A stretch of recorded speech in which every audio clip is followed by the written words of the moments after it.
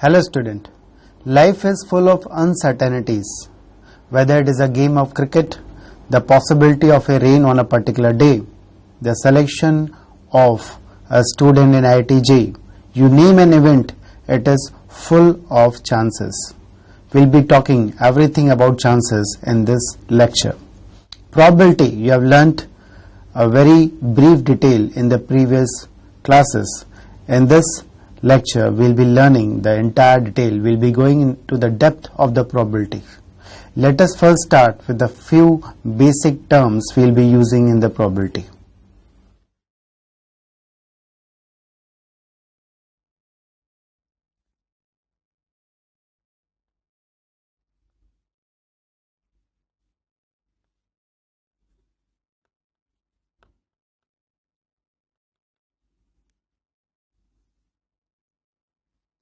The first term to start with is a random experiment. Let us understand what is the random experiment. Random experiment क्या होता है वो देखते हैं सबसे पहले.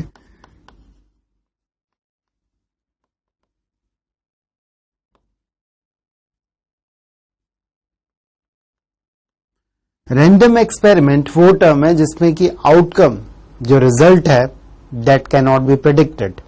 जब तक एक्सपेरिमेंट ना हो जाए तब तक अगर आउटकम यानी कि रिजल्ट हम प्रेडिक्ट नहीं कर सकते, उस एक्सपेरिमेंट को हम रैंडम एक्सपेरिमेंट का नाम देते हैं. जैसे एक कॉइन को अगर हम टॉस करें, the outcome can be head और tail. So before doing the experiment you can't predict the outcome. इसी तरह से अगर हम एक डाइस को थ्रो करते हैं, the outcome can be any number from 1 to 6. It is again the result of the random experiment. तो random experiment is the experiment in which the outcome cannot be predicted beforehand. तो यहाँ पे बहुत सारे examples हो सकते हैं random experiment के. जैसे इसके अलावा हम कह सकते हैं अगर आपने 2 डाइस थ्रो किए तो दोनों डाइस पे इक्वल नंबर आएगा, ये हम पहले नहीं बता सकते जब तक एक्सपेरिमेंट ना हो. तो रैंडम एक्सपेरिमेंट वो हो गया जिसमें कि आउटकम 1 से ज्यादा होते हैं, यानी कि 2 या 2 से ज्यादा होंगे. अगर आउटकम एक ही होगा यानी कि पता होगा कि आउटकम क्या है, तो उसको हम रैंडम एक्सपेरिमेंट का नाम नहीं देंगे. तो बहुत सारे एग्जाम्पल्स हैं रैंडम एक्सपेरिमेंट्स के. So few examples as we have discussed, it is tossing a coin. ये एक रैंडम एक्सपेरिमेंट है. दूसरा थ्रोइंग अ डाइस. उसके अलावा drawing a card from a pack of 52 cards. So these all are the result of random experiment. इसके अलावा और भी बहुत सारे होंगे, जैसे selecting a letter from the word say random. These all are the random experiment. कोई भी अगर random शब्द से लेटर randomly सेलेक्ट करें, यानी कि ये जानते हुए नहीं कि कोई भी किसी भी वर्ड लेटर पे अगर हम हाथ रख दें, यानी कि किसी भी लेटर का सिलेक्शन करें, तो वो भी एक रैंडम एक्सपेरिमेंट कहेगा. तो जितने भी रैंडम एक्सपेरिमेंट होंगे वही हम बात करेंगे प्रोबेबिलिटी में. उसके अलावा और कुछ टर्म्स हम जानेंगे. Let us see first is again the sample space. Sample space क्या है? What is the sample space? Sample space is set of all the possible outcome. Sample space है set of all the possible outcome. जैसे हमने कहा कि अगर हम एक कॉइन को टॉस करते हैं तो उसमें possible outcome can be head और tail. तो sample space हो जाएगा हेड और टेल, यानी कि दोनों आउटकम पॉसिबल हैं. One outcome is the coin will be giving you head और it will be showing tell.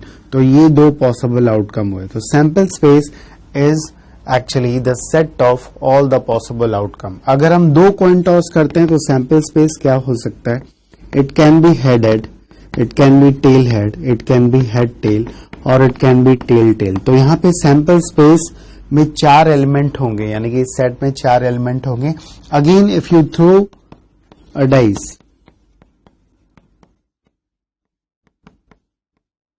It will be having 6 possible outcome, यानी कि जो आउटकम आ सकता है 1 से 6 तक कोई भी आ सकता है, इसलिए हम इस सेट में 6 एलिमेंट्स देख सकते हैं।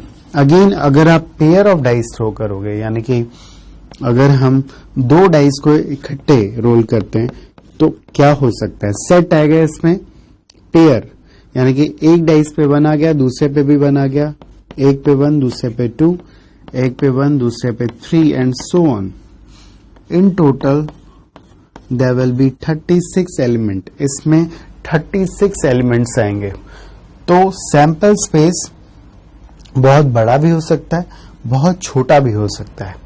यहाँ पे 2 हैं, यहाँ पे 4 हैं, फिर 6 हैं, फिर आप देख सकते हैं 36 एलिमेंट हैं।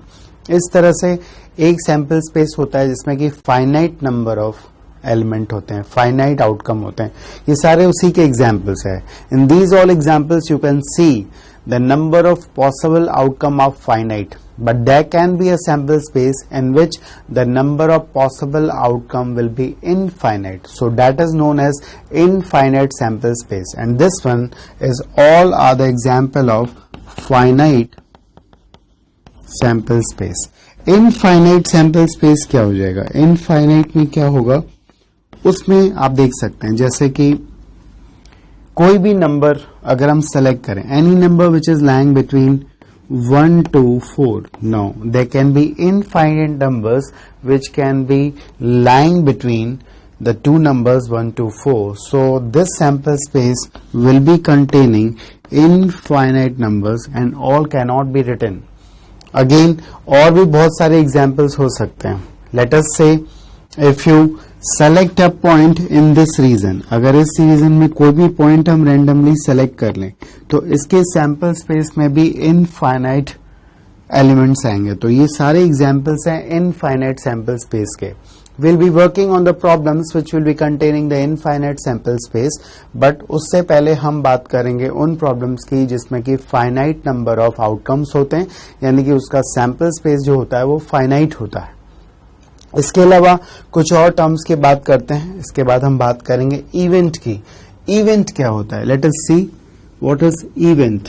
इवेंट के भी टाइप हैं, we will see the type of events also.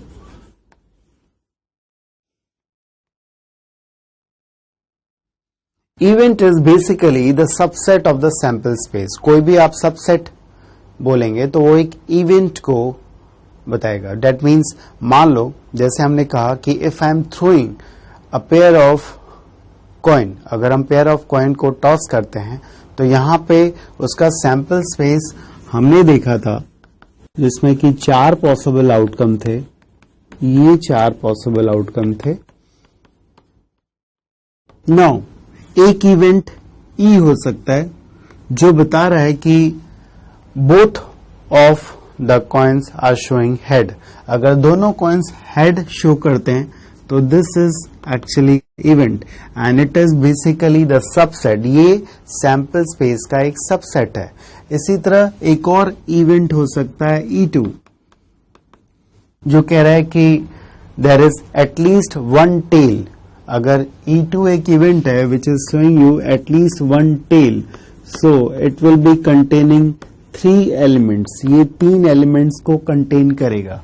इसी तरह हम देखें एक और event E3 which is telling you that is 1 should be head and 1 should be tail. तो यहां पे फिर 2 आएंगे।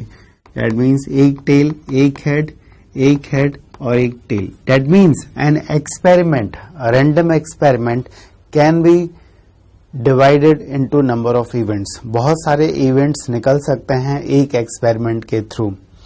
Again you can see if I am saying you are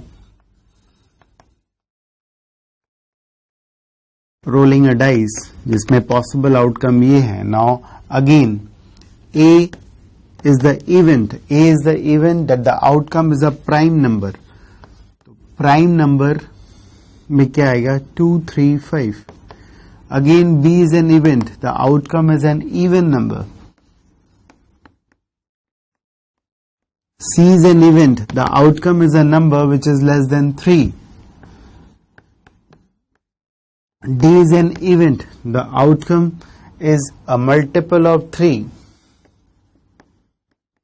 Again you can see these all are the events which are the result of an experiment. तो एक experiment के through बहुत सारे इवेंट बन सकते हैं. इसमें एक होता है सिंपल इवेंट और एक होता है कंपाउंड इवेंट. सिंपल इवेंट क्या होता है? The simple event is an event which contains only one element, जिसमें कि one element होगा. So this you can see is a simple event and all these are compound events. ये सारे compound events हैं because इसमें जो outcomes हैं वो एक से ज्यादा होंगे. So we have simple event and compound event.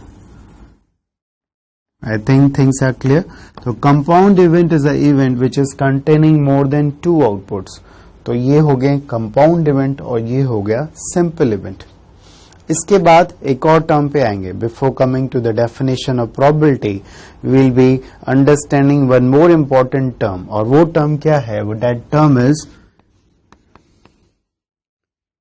Equally likely event. Now what are equally likely event? When you perform an experiment, जब आप एक एक्सपेरिमेंट परफॉर्म करते हैं, अगर कोई भी रिजल्ट को कोई